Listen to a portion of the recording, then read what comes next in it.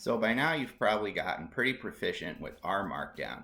You're able to knit an RMD file to a Word document that includes a little bit of write-up about the assignment that you're doing for homework, the script that you used, and then the table or graph that comes out of that. It's great for homework. It's good for sharing your results with your colleagues, people in your lab, or your advisor. But now we're going to step up our R Markdown game and create more polished documents in which we can cite references and sources in the text and include a bibliography at the end of our Word document. And we will just put all of our R code chunks in a single script appendix at the back. So we aren't distracted by the script as we move through the Word document, but someone familiar with R can still go back and see how you got the results that you did.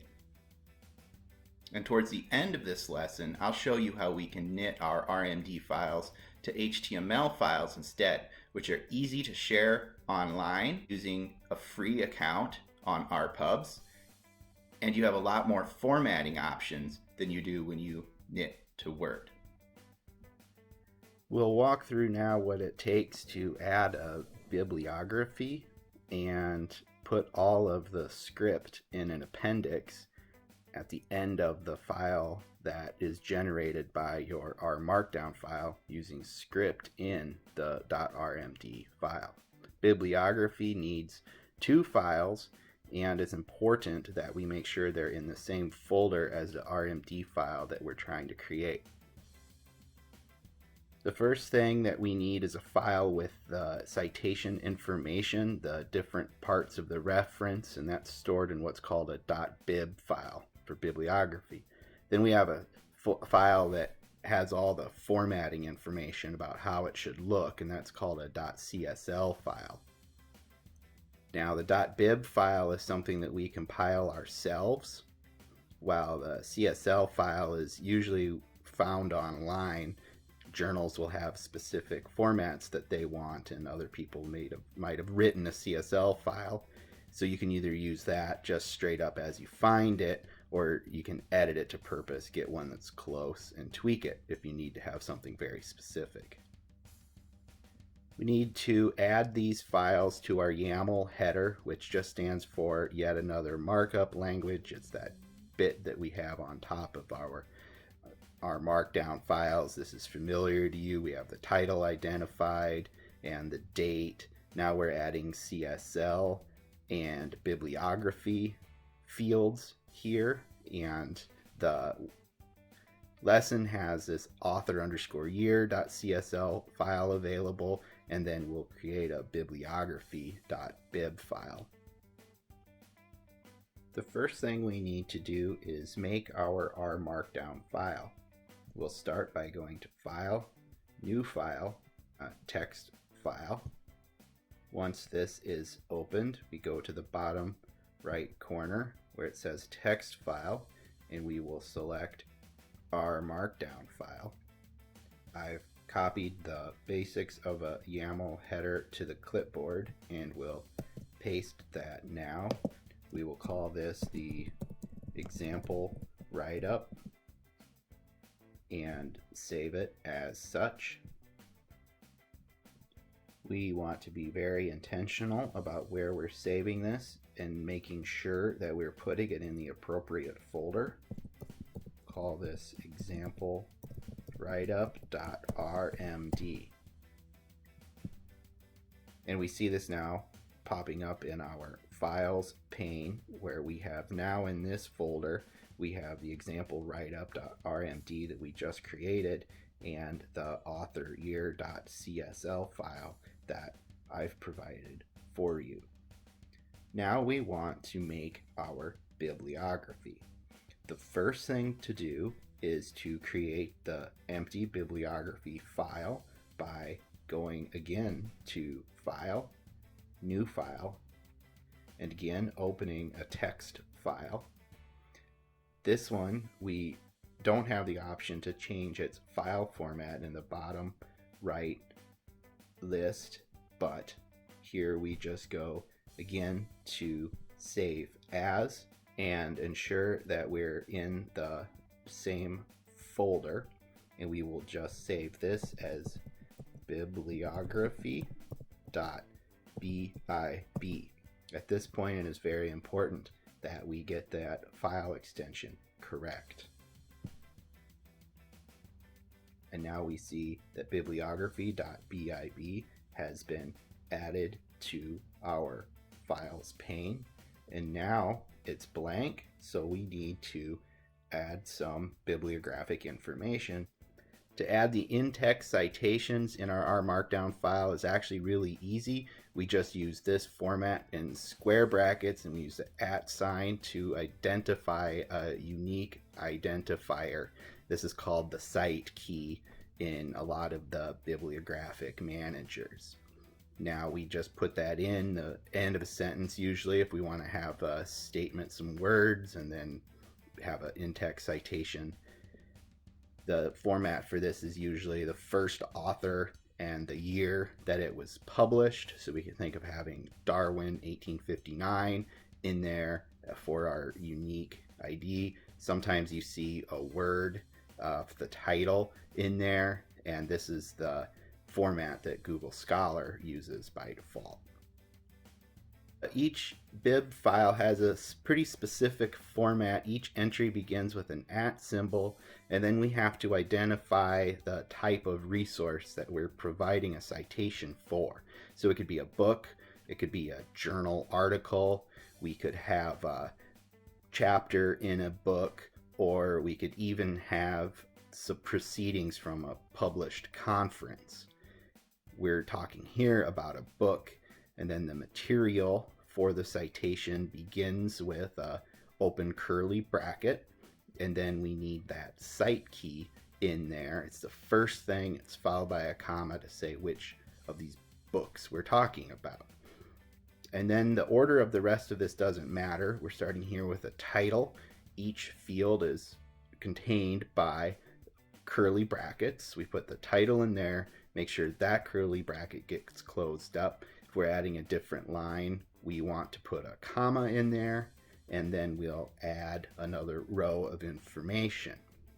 When we put the author in, you put the last name first with a comma, and then the name, first name, and then this will be automatically abbreviated, and then comma, and we add the year of the publication. This is the minimum amount of information we probably want. So then we have to make sure that we close this up with a final curly bracket and make sure we've closed it all around the entry. And so a single bib file will just have any number of these entries lined up, stacked on top of each other, but they're all starting with @. The first paper that we are going to extract the citation information for is a 2003 paper published in Polar Biology called Pressures Produced When Penguins Poo. This won an Ig Nobel Prize for this research on the amount of force that penguins build up in their colons so they can squirt their poop away from their nest without leaving their nest and leaving it open to predators. So we find this open quotation symbol under everything that comes up in the Google Scholar. We click that for the paper that we want. We see several formats for how this is citable, but then we see down here 4 different ways that the reference information could be exported. We want to select BibTeX, which gives us this plain text field that we need to now highlight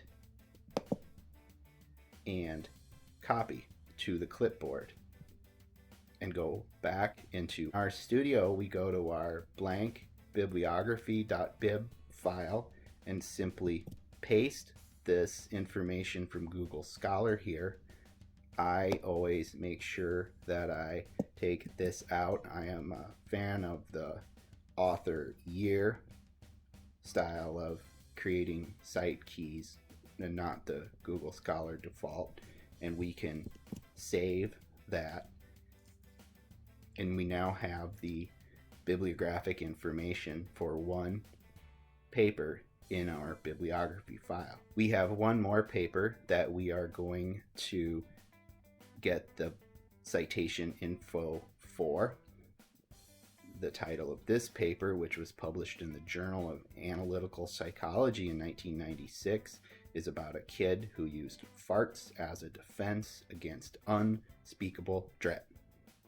So again, we click on the cite option, and again to BibTech, we go and copy that information out of here again. Now we ensure that we are on a new line and paste the new bibliographic information into our bibliography file and save that.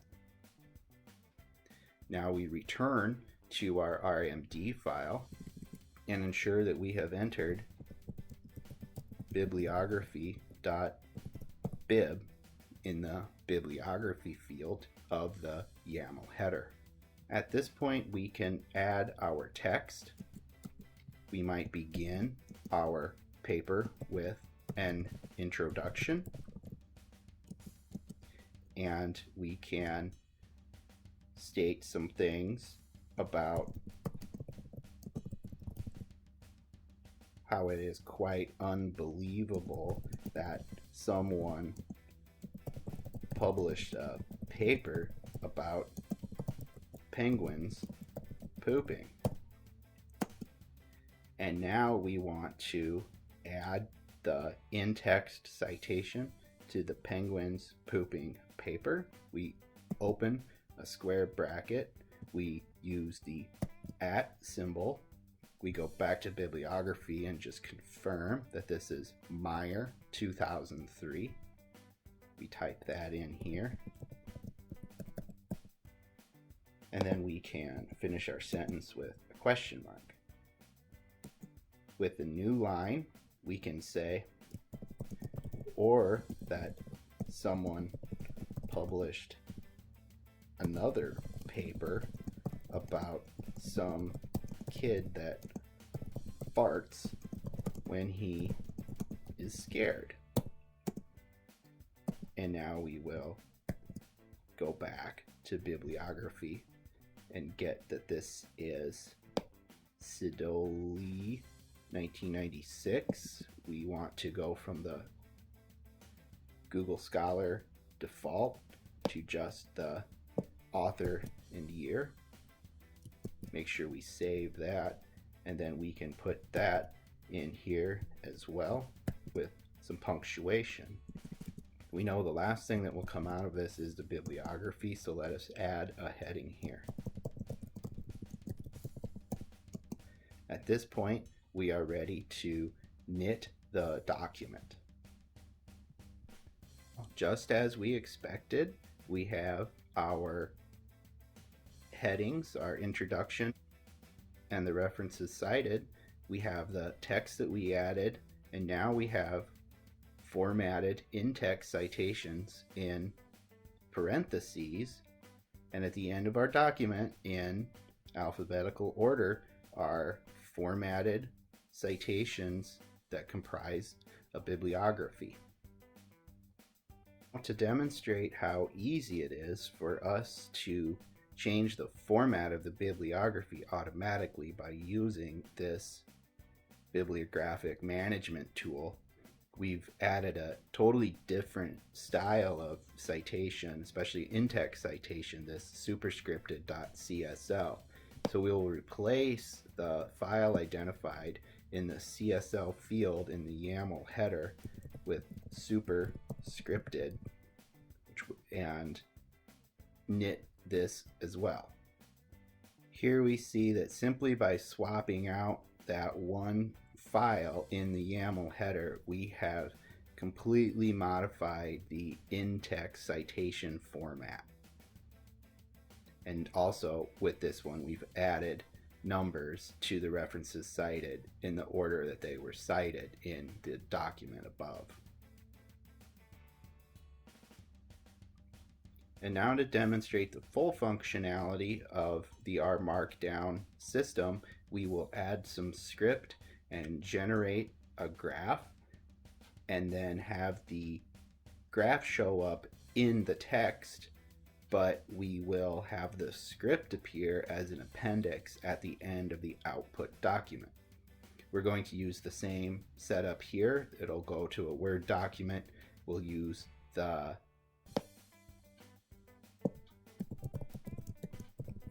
author year CSL, and at the beginning of this file we will create an R code chunk.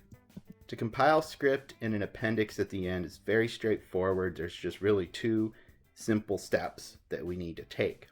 The first is we need to make sure that we shut off all of our code chunks using echo equals false so they don't get generated where we have put them. You're probably familiar with doing this chunk by chunk, where we just put echo equals false in every code chunk as soon as we open it. We also have the options to set the global options for every chunk using this format, where we have this at the beginning of most of the homework templates for sure, where we have the ops chunk, and we're going to set that to echo equals false. Here we've added echo equals false to the opening of the code chunk, and now we've loaded the ggplot2 package using pacman. Now let's add a code chunk in the middle of the document. Again, this code chunk will include echo equals false. And here, just for demonstration, we've added a example ggplot scatter plot with mtcars data. Now we just make sure that the last chunk of our script is the one that will compile and print all of the contents of all the chunks before. So we just have this down there, this chunk ref.label, and it uses the knitter function all labels. We want to make sure eval equals false so it doesn't run all your script again when it goes and puts this all together into the appendix. Close that up. That's a standalone code chunk in your .rmd file. To add the code chunk that will compile and print our script appendix, we need to put it before references cited when we are using a bibliography. We use a top level heading and call it script, and in the top line of the code chunk we use the knitter function all labels to gather all the code chunks together. We want echo equals true so that they will be printed here, but very importantly we want eval equals false so that the script is not read and processed again as it's generated in this file. And now we can knit this document. And as we expected, we see our scatter plot in the middle of these two sentences, but without the script that generated them. It was hidden from the main document, but scrolling down we see the script here. Both code chunks have been put together in one under the script heading, and then behind that, which will always be at the end of the document, is the bibliography with the references cited. So it's all well and good to build our BibTeX files by hand, just copy and pasting our information from Google Scholar or wherever else we get it. But it's a lot easier when we use our bibliographic management software to create the bib file ourselves. What's that? Is there someone out there not using bibliographic management software? Oh my gosh! Okay, well, first, before we go on, you need to use bibliographic management software. I use Zotero. I don't care what you use, though. You just can't be wasting your time handling your references on your own. So make sure you get one of those, and then you can follow these steps to export BibTeX files and knit them into bibliographies using RStudio. We can easily use Zotero to compile our bibliographies as well. Going into Zotero, we're going to create a folder here and make sure we have it highlighted. And either at that site option, we can go to RefMan. We'll click that and it will pop up that we are saving to that folder that we selected. This probably requires that you have some extensions in Firefox or Chrome, but you will be prompted to do that when you install Zotero. And now we can see that that information has been brought in to Zotero. And because I have the Better Bibliotech add-in installed, it's automatically generated a citation key. We can add our other paper as well. My Google Scholar has been set to include RefMan as the default Zotero import form, so I have a link for it right here. Just clicking that will activate the same add-in and save it to the open folder. In Zotero, I have both of these papers in this one folder. If I go to the folder and right click and select Export Collection, I have the option to export a BibTeX file. Selecting OK here, navigating to my folder here, I will save this as a unique bibliography file. In RStudio, I can confirm that ZotBib is here, and clicking it here will open it in RStudio, and I see that same information that we brought from Google Scholar before. Note here that it is automatically exported in the author year format that I have set as a default for exports in Zotero. So if you aren't convinced yet about the utility of using bibliographic management software, or you weren't fully aware of the full functionality of some of those that are out there, again, I use Zotero, I'm not sure what everything else is capable of, but you can actually pull the bibliographic information out of your PDFs into the bibliographic management software, not only just export what's in there. So there's really no reason for you to be typing out anything about authors and titles and volumes and issues, except for when you need to clear up a few translation errors coming out of the PDFs. Now I'll show you here how you can use the add-ons in Firefox to very efficiently extract the information that you need out of PDFs from online and get that into your bib file. Here is a third paper aimed at identifying some of the smells associated with our flatulence and talking about a device that can reduce the odor. So that's very applied work. That's very helpful for all of us. Now, if we were to right click on this PDF, we would be able to save this as a PDF file locally, but if we have the Zotero connector installed in the browser, we can just click on this PDF, and notice that we're using one that is open access, so there's no issues with just taking PDFs here, and we have the full PDF open in the browser here, and we can go to the button up here that says Save to Zotero as a PDF. We select that. It will chug for a little bit and notify us that it is successfully saved. So we could go back, and here is not only the PDF that we saved, but Zotero has automatically extracted all of the citation information associated with that paper. So now we have 3 references in here. We will go back to our folder, right click, export the collection.